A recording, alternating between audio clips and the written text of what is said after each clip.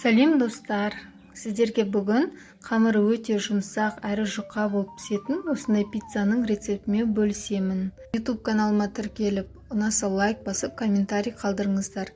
Алда көптеген рецепттер болады. Ең алдымен жылы суымызды ыдысымызға құямыз. Тұз, құмшекер,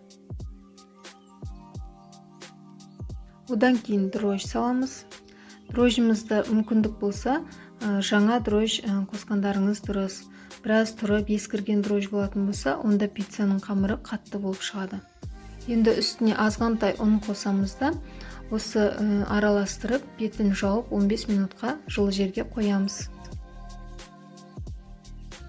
15 минуттан кейін біздің дрожжымыз кішкене көтеріледі осылай. Сосын оливковый масло қосамыз. Егер ондай жоқ болса, орнына кәдімгі сұйық маймен алмастыруға болады.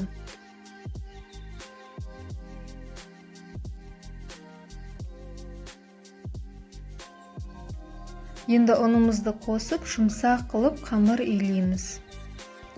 Мен видеоның астына қосылатын ингредиенттердің мөлшерін қалдырамын, бірақ сіздер өздеріңіздің ұнға қараңыздар. Оның сортына, түріне байланысты өзгеру мүмкін қамырларыңыз. Сол себепті өте жұмсақ қылып илейсіздер. Қамыры қаттырақ болып қалса, онда пиццаңызда қатты болуы мүмкін. Сол үшін жұмсақ қамыр етіп илейіңіздер.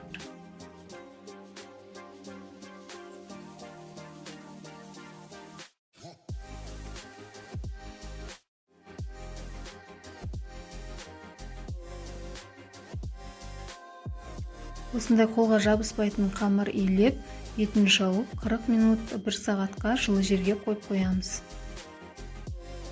Қамыр дайын болам дегенше қосатын қоспаларды дайындаймыз. Мен мұздатқыштан алынған осы помидорларым арнайы пиццаға дайындап қатырған помидор мен болгарскийларды шығарып қойдым.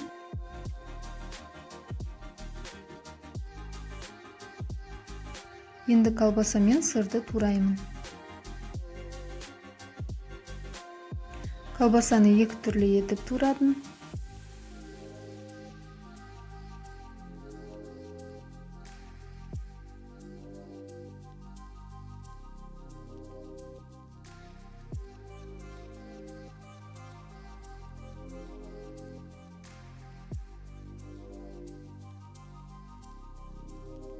Сырды үпкіштен өткізіп аламыз.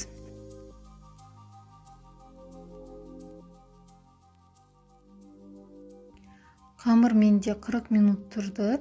Енді мен қамырды алып екіге бөлемін.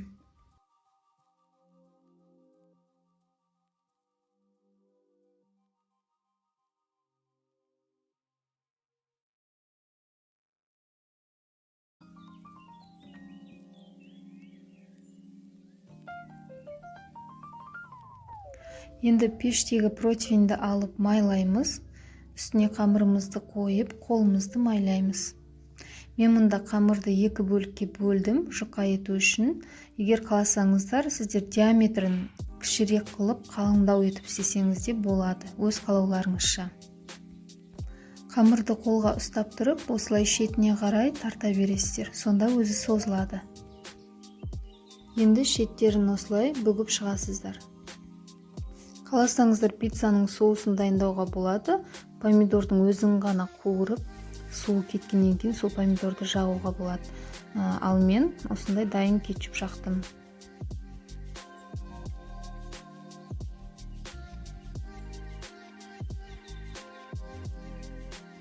Начинкасына помидор, болгарский, колбаса қостым, және сыр септім ең үстіне. Ал егер сіздер қаласаңыздар, саңырауқұлақтан, тауық етінен жасауға да болады.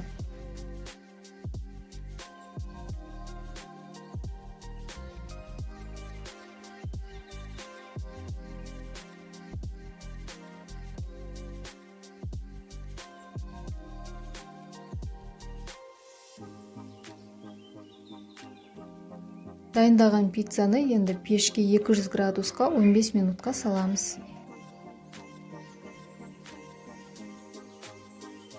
Міне пиццамыз дайын болды. Мен сіздерге ең жұмсақ пиццаның рецептісін айттым. Қалауларыңызша үстіндегі начинкасын өзгертіп жасай берсеңіздер болады. Каналыма жазылыңыздар достар, ұнаса лайк басып комментарий қалдырыңыздар. Сау болыңыздар.